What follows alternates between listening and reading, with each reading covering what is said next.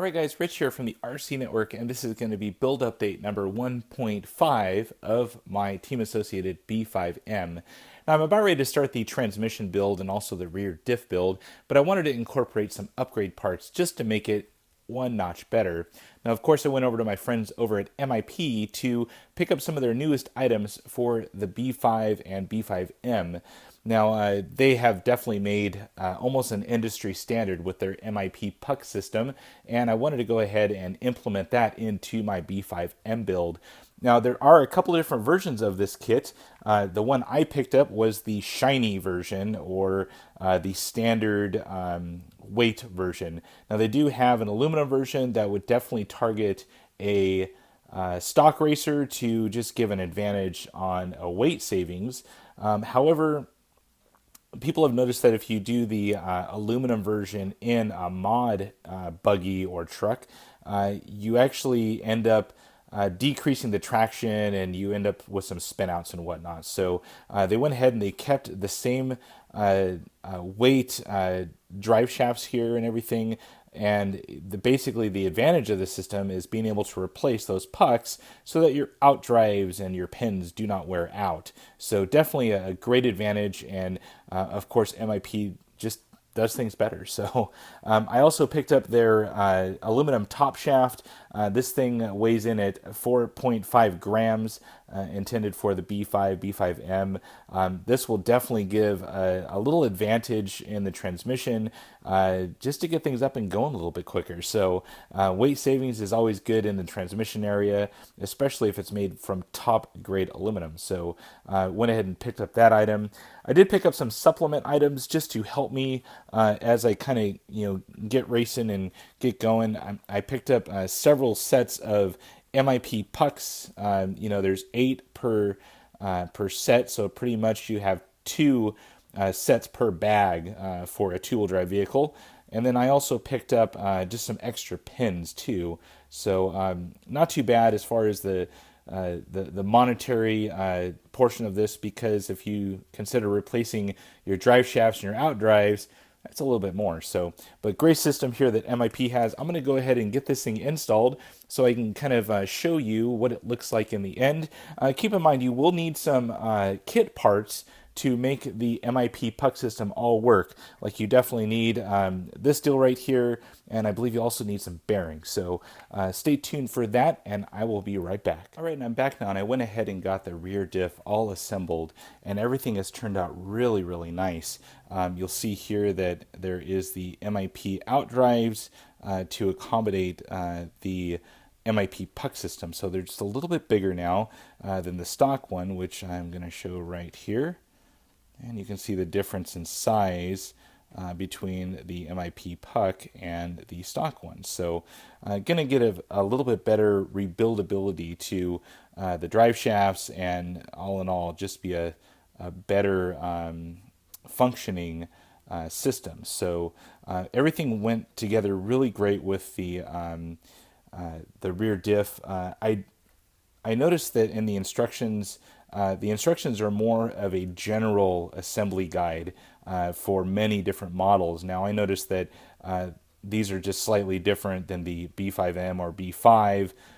So I actually followed the instructions from the B5M manual, which happened to just provide a little bit more structured instructions and with my specific components in mind. So that made it a little bit easier for me when I was building it.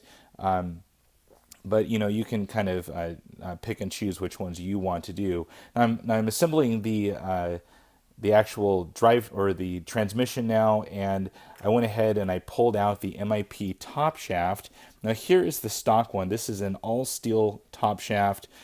Definitely rugged, meant to take a beating, but I wanted to upgrade it, so I went ahead and went with this one. This is the MIP aluminum drive shaft, or top shaft, and definitely a huge weight savings. I can't tell you on camera the difference, but this one is so much lighter. So definitely going to give me a little bit more horsepower out of the gate, and just be an upgrade. So one thing I did notice when I was just kind of test fitting everything together, the stock system gives you this little sleeve right here that slips over the stock top shaft like this, well, the MIP one has basically one built in. So you no longer need this piece or the steel top shaft.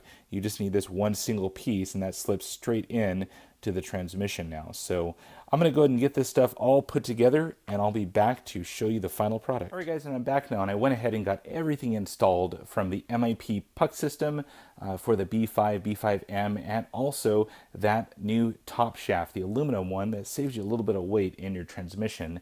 So I went ahead and got everything installed, just waiting to incorporate this into the B5M. You'll see that later in episode 2 of my build updates, so stay tuned for that. A few things I wanted to mention about the puck system. MIP actually gives you a whole nother set of pucks for your system, along with the screws for it. So no need to go running out and buying them right away. You're going to have enough right there to get you going on down the line. So a few other things about the system. You will need a very good 50 thousandths wrench to get those MIP pucks installed, and 2 is what you're going to need to get them counteracted, and you'll see that in the instructions when you install yours. A few other notes. MIP actually gives you all of the needed items.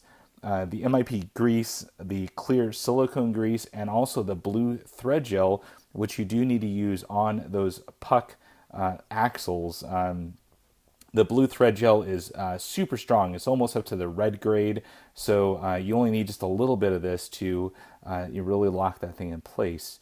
Lastly, let's just show you what it looks like. I went ahead and I kind of put one in here so you can kind of see the way that the MIP puck system really kind of works, and you're seeing there that it just rides on that kind of orange plastic puck versus the steel pin that you're probably used to, and it just works a lot better.